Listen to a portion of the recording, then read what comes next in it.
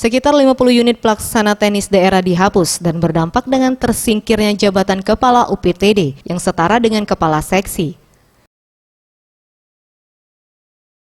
Menurut Sekretaris Daerah Lahat, Januarsyah, penghapusan puluhan UPTD ini sesuai dengan Permendagri nomor 12 tahun 2017 yang menyebutkan semua UPTD harus dievaluasi.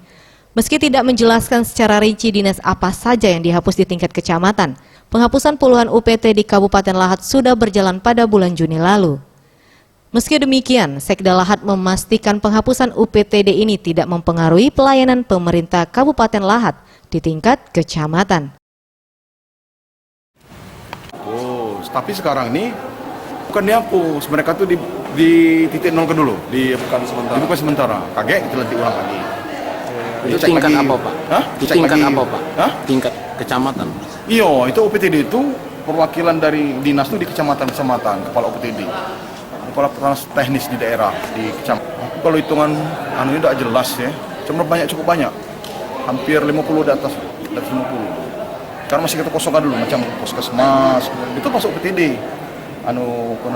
koperasi, pertanian, perdagangan, ini belum tentang perdagangan, ada beberapa dinas itu kan.